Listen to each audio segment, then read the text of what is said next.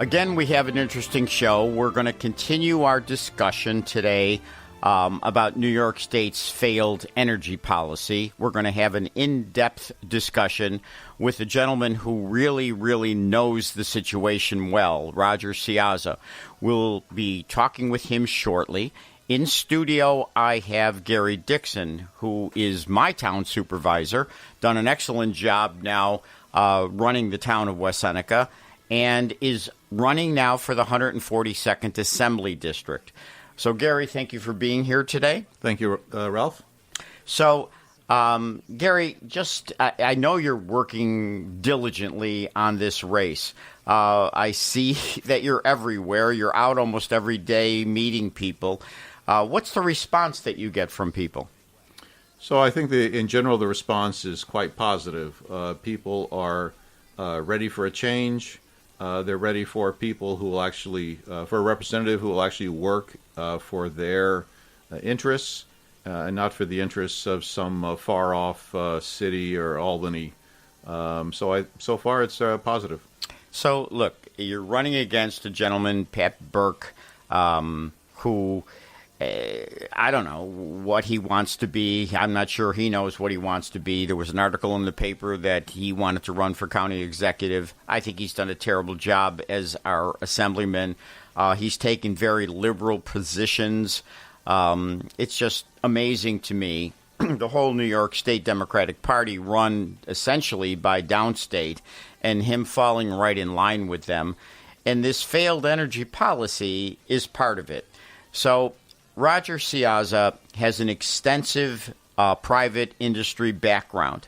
So environmental regulatory analyst, served as a director of Environmental Energy Alliance of New York, was an environmental manager at NRG Energy, was an environmental analyst for Niagara Mohawk Power Corp.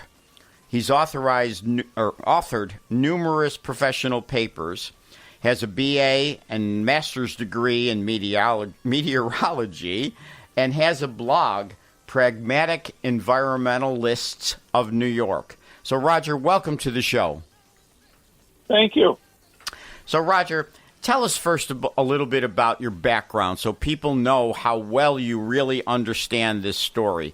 So, you graduated with a BA and then a master's degree in meteorology. Where'd you go from there? I got my master's in 1976. And for 5 years, I worked for EPA consultants. And then in 1981, I joined Niagara Mohawk as their meteorologist. And my primary responsibility was air pollution aspects of that. But I was the only meteorologist in the company, so when anything came up, they came to me. When we deregulated the state, I went with the company that bought the power plants at Dunkirk and Huntley and North Tonawanda and Oswego, and ended up being responsible for reporting emissions there were plants all over the country. And during that time, I had to analyze environmental regulations and how they would affect the company and our customers.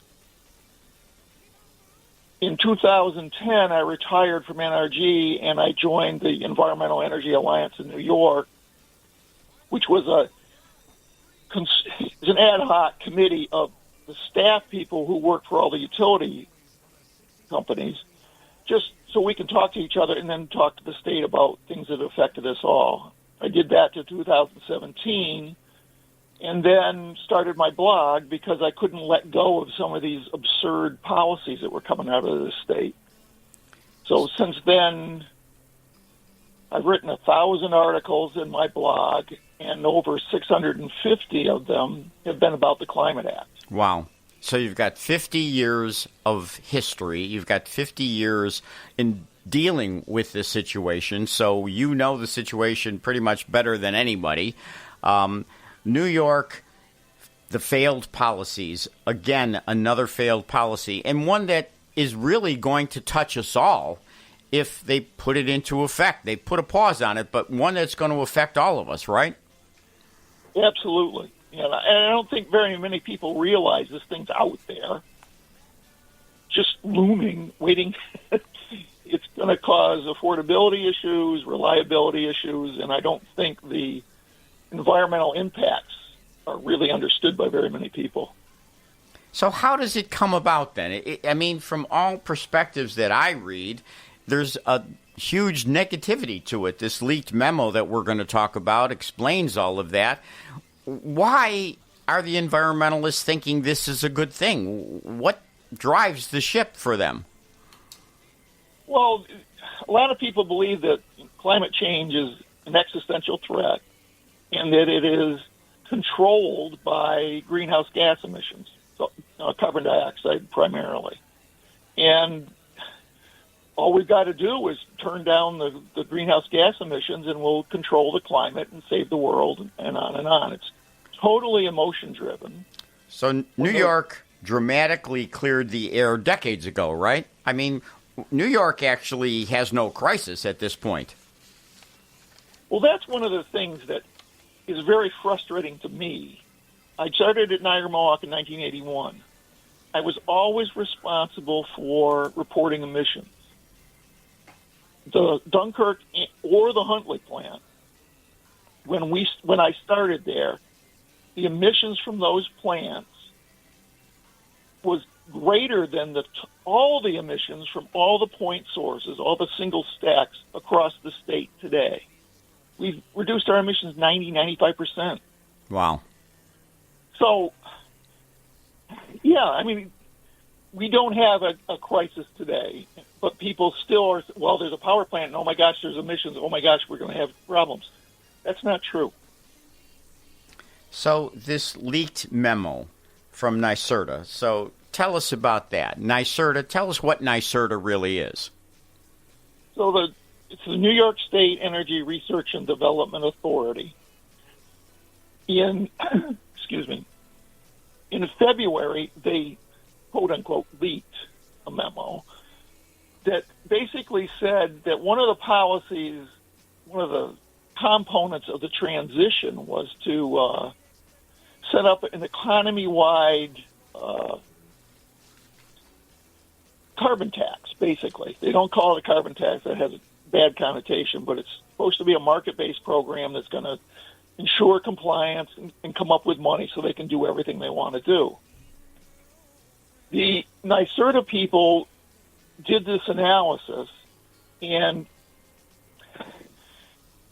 the law said that by the end of 2024, the Department of Environmental Conservation was supposed to come up with regulations to implement this economy-wide, they call it the New York Cap and Invest program, or NICI.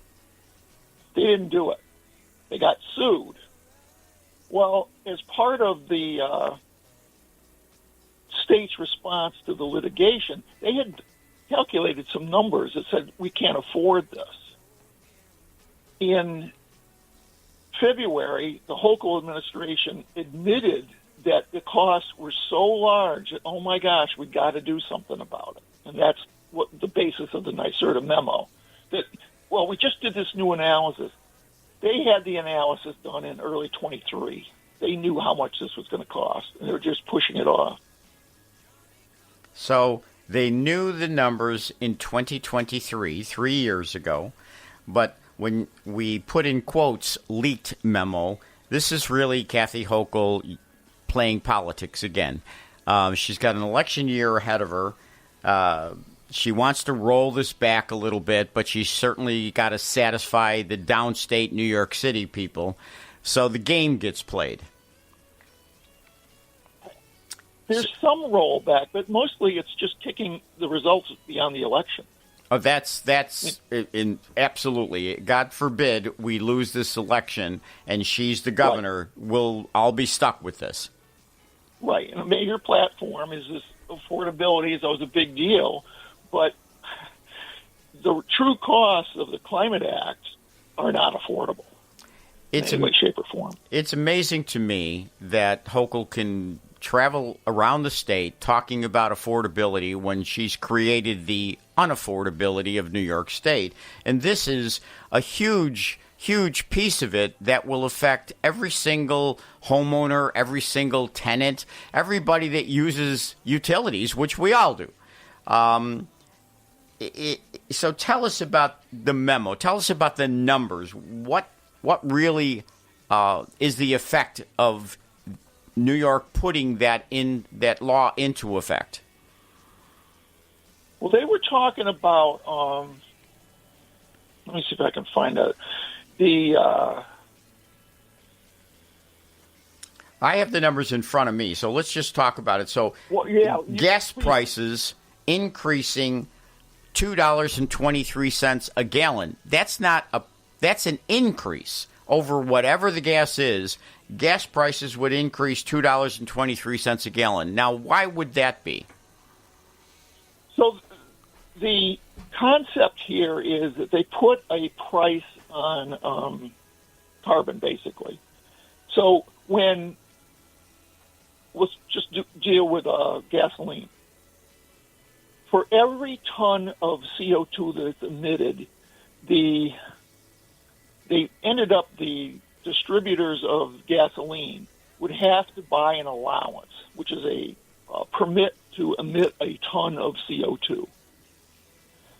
And the way they had set this thing up, they really can they can get the price they want, basically what they think they can get away with. And the original numbers were relatively low, but the problem is if you did the numbers they thought would be acceptable, you didn't get compliance with the targets in the Climate Act. So the memo basically released the numbers that would get you in compliance, which were much higher than the numbers they had talked about during the stakeholder process in 2023. But they always knew what this scenario was going to cost them. They just never admitted it. So $2.23 a gallon. If you add that to the price of gas today, we'd be close to $7 a gallon. Yes, and that is what they thought it would take to get the state in compliance with whatever target they were shooting for.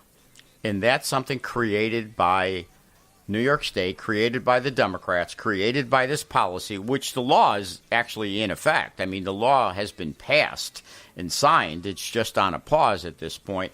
And that's just one aspect of it. But it's an aspect that would affect almost every single individual. And, we all drive somewhere, or most of us certainly do. So gas, if it was like the price today, would be close to $7 a gallon if this gets implemented. Exactly. And fuel oil, propane, same thing. Big jump in those prices. So the electric prices are covered by a different program. So I hope we can get to talk about that in a bit. But yes, we will. So again, the memo says upstate's cost of utilities would be increased by $4,100 a year. So over $300 a month over and above the terrible, shocking bills we get today, right? Absolutely. Yep. Delivery trucks up 60% operation costs. Yep. There again, that's going to affect us in every single way. Yep. Yes, exactly. Small and mid-sized business utility cost up 46%. We're here in studio with Gary DIXON, town supervisor in the town of West Seneca and candidate for the 142nd Assembly District. We have on the phone with us Roger CAIAZZA, who is an extensive environmentalist. He's got a very extensive background, and he's written hundreds and hundreds of blogs about what's going on in New York State and how it is unsustainable. We're talking about the NYSERDA leak that tells us in numbers what it will cost us if the Democrats continue in control and continue with the program that they've simply put on pause today. So, Roger, that's the situation today, right? It's only on pause. It hasn't been changed, correct? Correct. Yes. none of the fundamental flaws have been addressed. They've just been pushed down the road.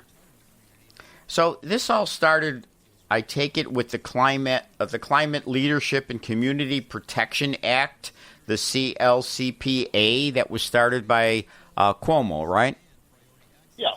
They passed it in 2019. Again, part of the budget bill. They just stuck it in, and all of a sudden it was there. Right. So they don't do it the way we would normally think through a legislative process. They throw it into the budget, which unfortunately has been, what they do these days. So they put this kind of bill in the budget so that it's part of approving the economics for New York State. So Cuomo did this in 2019, but Hochul's had 5 years to modify it, and she has not. Correct. So what is the purpose? What is supposed to be? I mean, usually they have words that make it glowing like it's going to help us. But again, what is this act supposed to accomplish, and how did it go wrong? Well, based on the belief that there's an existential threat from climate change and that you can change the climate by reducing greenhouse gas emissions, the goal of the Climate Act was to reduce net zero greenhouse gas emissions by 2050. And there's an interim goal for 2030 of a 40% reduction of greenhouse gas emissions. They also specified how you were going to get there. And this is my main concern has been the electric generation component of that. And in 2030, 70% of our electricity is supposed to come from renewable energy. And in 2040, 100% is supposed to come from zero emissions sources. Is any of that sustainable? Can any of that be accomplished? No, not even close. I mean, they're way behind the 70% by 2030. I think they're at 40%. They're not even close to meeting that. Now, and 100% zero emissions, the New York Independent System Operators is basically saying, if you read between the lines, there's no way that can happen. Right. That's what NYSERDA says. That's what the energy people tell us. But that's not what NYSERDA claims you can do it. But the Independent System Operators, these are the guys who are responsible for running the system. Okay. They're saying, no, this can't happen. But New York energy policy has always been, if you disagree with us, we're going to shout you down. So I think it was 2018, when the idea of doing something like this first came up, the independent system operator said, well, if you want to do this, you're going to have to build all kinds of transmission to get the renewable energy from upstate down to the city, and that's going to cost you billions and billions of dollars. Well, Cuomo's energy czar, Richard Kaufman, pitched a fit and screamed and yelled and said, you're in the pockets of fossil fuel, blah, blah, blah, and ended up getting the president of the NYSO fired. So since then, they're supposed to be independent, but they're very careful about what they say. You have to read between the lines to figure out what they're saying. So tell me this. We had a bill that said that no new homes, every new home had to be electric starting January of 2026. And everything under 7 stories had to be fully electric starting January of 2026. That certainly was unattainable, and now there's a pause on it. The pause, to me, is all political. It's because they don't want the pain to actually go to the voters while this is an election year for governor. But that would cause a substantial amount of pain, wouldn't it? Oh, yeah, absolutely. Yeah. I mean, one of the things NYSERDA will not admit, I should say NYSERDA is responsible for coming up with the plans and documenting how we're supposed to do this. And they haven't admitted that the heat pumps which is the preferred electrification option, they're not cheaper than using natural gas. You know, a highly efficient gas furnace beats the heat pump every day. And, oh, by the way, it works all the time. Heat pumps don't. So there's a pause. But obviously the Builders Association has been fighting this. We had Phil Nanula, president of the Builders Association, on talking about how devastating this would be if this bill actually took effect. I've talked to many developers, many builders who feel exactly the same way. But we have the proof here in Buffalo, New York, where we lose electricity because of the weather that we have. It's happened numerous times. What's to happen under those circumstances? Well, that's the one of the big flaws of this. We're going to switch to renewable energy, and it's going to be cheaper because the wind and solar are free. The cost of a solar panel, you know, a megawatt of solar panels versus a combustion turbine is cheaper, but that doesn't include all the costs. You know, you need backup at night. You need to change the transmission system. There's all these other costs that don't get included. If you include all the costs, the fossil options are cheaper. There's no question about that. And they're more reliable, because the issue with the wind and solar, like you said, it's not there all the time. You know, you get a long period of, in the winter, when the electricity, or all electric, you're going to be peaking then. It's dark. The sun angle's low. As you know, in Buffalo, your solar panels could be covered with snow. Yes. All of this. So to plan around that, which the electric resource planners at the independent system operator have to do, they're coming up with these absurdly high numbers. It's ridiculous. So, I mean, they want to carry this thing to the extent that you can't buy gas operated lawnmowers, all kinds of things. They have bills to actually say those kinds of things, that it's going to get carried even further. Not only can you not use gas in brand new houses, but you can't use gas for a lot of things that we do, like lawnmowers. I mean, what's wrong with natural gas? Well, one of the authors of the climate action, they went to a professor, and the professor has this thing against natural gas, and it's an irrational obsession as far as I'm concerned, because methane, which is a greenhouse gas, in the laboratory on a molecule by molecule basis warms. The greenhouse effect is stronger for methane in the lab. So, oh my gosh, we're going to make sure that we don't use methane or natural gas. And they set up the accounting to treat natural gas differently. I don't think that's appropriate, but that's where we are. That's one of the things that Hochul changed in this year's revisions to the Climate Act. So with your 50 years of experience here, is there, in your opinion now, with all of the background that you have, do we have a problem using natural gas? Is there anything wrong with continuing our use of natural gas? The key thing is, I don't think so. And natural gas is responsible for a lot of the improvements we've seen. I mean, I'm old enough to remember when I grew up in Oneonta, when they brought natural gas, and my father was so happy because we got rid of the coal furnace. Yes. You know, we had natural gas. Yep. I mean, right there was a huge improvement in indoor air quality and outdoor air quality. Yep. And again, natural gas. Why did Dunkirk and Huntley have to shut down? Because natural gas was so cheap they couldn't afford to keep running them.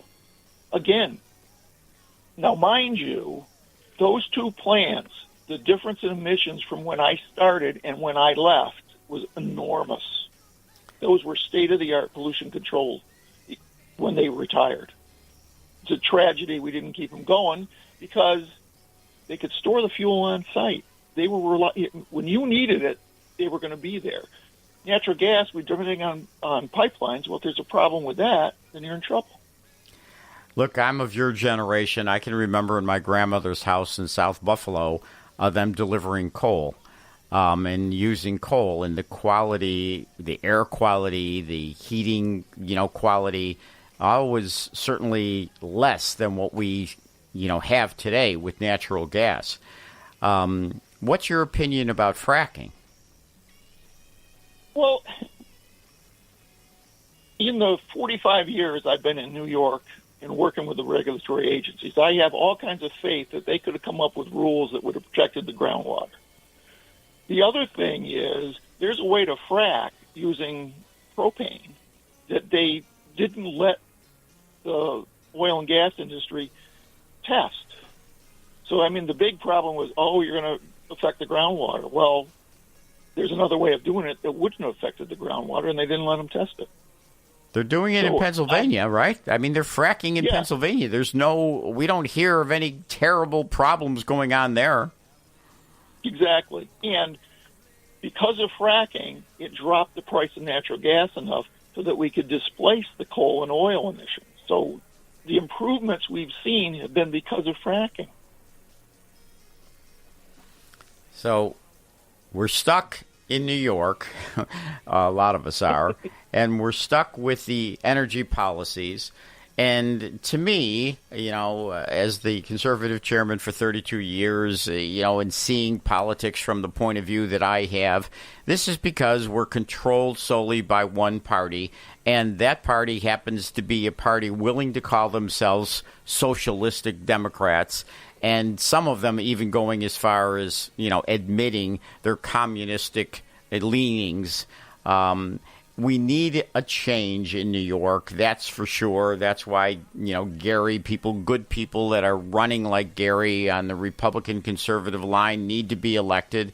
It's why people like you need to speak out. So you've been speaking out for quite some time. Tell us about your blog that you have and how people can, listen to you. Tell us about it. So if you search on Pragmatic Environmentalist of New York, you'll find the blog. I'm very technical. I do a lot of, I'm into the numbers. Yes. And I have had a lot of people say, you're pretty dense. I don't know what you're trying to say there. So if you're interested, go to the blog. There's a contact there, and you can send me a message and sign up for my newsletter. Every 2 weeks, I describe what I've written over the last 2 weeks and try to make it simpler for the general public. Mind you, I still get the same complaint, but I try. And you can always ask questions. If there's something that I've written you don't understand, send me a note and we can talk about it. It's too important to ignore, is the key point. So the site is Pragmatic Environmentalists of New York. That's the site, right? Correct. Yeah. And how often do you put something out on that site? Well, 5 times every 2 weeks is my goal. Yes. Wow. Sometimes I meet it, and sometimes there's. So you're really, for example, you're dedicated to this situation. My wife would say obsessed. Yeah. Well, look, it is extremely important that there are people like you with the extensive background that you have telling us. And I understand, because I've read a lot of your blogs, that some of it's over my head, that it's, very technical. But there's certainly a lot of it that explains the situation. There's a lot of it that tells us what's wrong. There's a lot of it that gives us the numbers and tells us how, it's not something we need. It's not something we can afford. But more importantly, it's not something we can actually accomplish. Yes. I mean, that's the key point. I've become associated with a few guys who are on the same page. And we all agree this will never work because of physics. It just can't work. Before we get into our show with Roger CAIAZZA talking about New York's failed energy policy and some discussion with Gary DIXON regarding the 142nd Assembly, I do want to give a shout out to Russ Gugino.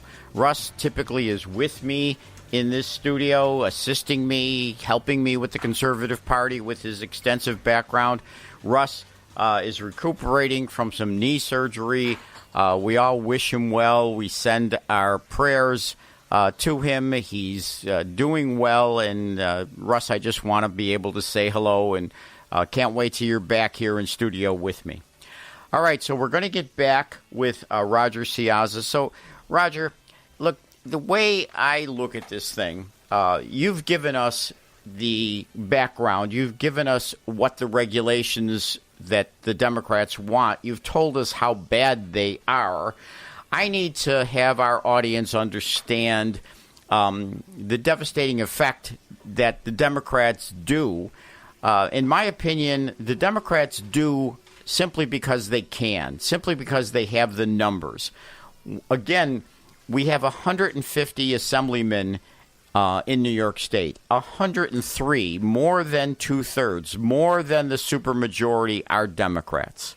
We have 63 senators in New York State. 41, again, more than two-thirds, more than the supermajority are Democrats.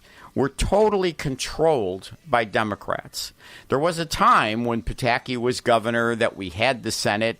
We've lost that. People need to understand. Now, I know my audience certainly does understand, but what I need to encourage everybody listening is that you need to talk to your neighbors. I know it's not easy to talk about politics. I know that politics can bring a lot of frustration into the discussion, but that's why we try to give you some of these numbers, some of what is going on. And this is only part of it. I mean, this energy part of it affects every single one of us. And it's not necessary. It's not something New York has cleaned up its system decades ago. It's not something sustainable. It's not something that actually can be done in the time frame that New York thinks it has to be done. So, Roger, tell me, what should we do at this point? We need to admit that the current schedule and mandates are unrealistic. Isn't that true? Yeah, excuse me. I think the biggest thing is affordability, and I would encourage your listeners to talk to your neighbors about, so what do you think is affordable? And let me give you an example. This is something that if we manage to get Hochul, who's talking about affordability all the time, New York is already in a cap and invest program for the utility industry called the Regional Greenhouse Gas Initiative. In March, the cost of allowances were $25. On Wednesday, they had another auction, and it jumped to $35. Wow. A 40% increase. Wow. So last year, we paid the direct cost for the allowances was $700 million. At $35, it would be $1.3 billion. Something the administration has never admitted is that those costs flow back into our electric prices. And the way the market is set up, too complicated to explain here. But the key point is, it could be as much as $3.8 billion to comply with the Regional Gas Initiative this year at those prices. And they're only going to go up. If we manage to get Blakeman in, he could get out of Reggie day one. There's a savings of billions of dollars for a program that, oh, by the way, really doesn't work that well. Despite whatever they say, it hasn't worked. So hold them accountable to affordability. That's the question to ask everybody who's running. What's affordable for the Climate Act? But Kathy goes out there telling everybody that she's trying to make things affordable when this is a woman who's made things unaffordable. We have some questions by Gary Dixon. He wants to ask you some things, Roger. Hold on. Okay. Yeah, hi, Roger. Thanks so much for being on. Recently I watched the debate on the Assembly floor, when the CLCPA was being debated back in 2019. And the sponsor was asked, how much is this going to cost? How are we going to achieve these goals? And the answer was, we don't know, but we're smart, so we'll figure it out. And then just this year, they had the debate on in the budget about slowing the goals down. And Assemblymember Glick was asked, how are we going to achieve, again, how are we going to achieve these goals? What's it going to cost? And again, they said, we don't know, but we're smart, we'll figure it out. And I think when you have such a program that will so fundamentally change the lives of every single person in New York State, every business, every industry, I think the public actually deserves to know how much it's going to cost. Can you talk just a little bit about the effect of shutting down, gas and nuclear power plants that provide reliable power, and then trying to replace it with solar upstate, and how upstate solar is going to replace all the gas plants that that provide power to New York City? Well, it's the costs are buried in when the sun isn't shining and when the wind isn't blowing. All of those extra costs for that piece, which the authors of the Climate Act thought they could do this. It was just a matter of political will. They didn't acknowledge that you might need new technology. Since 2019, everybody, including NYSERDA, is saying, yeah, you do need a new piece of technology, which I think is going to turn out to be the only thing that I think will work is nuclear. But, you don't want to go down that, they don't want to go down that path. So it's all the extra costs. The thing that concerns me as an upstater is we've got low emission generation upstate. We're covered with the hydro and the nuclear plants we have up here. It's getting it to New York City. So we're going to be living with the sprawl of the solar panels. We're going to be living with devastating the mountain ridge lines when they put up the wind turbines. And to get that power to the city, they're going to have to put in the transmission lines to get them their power. We're going to pay for that transmission component.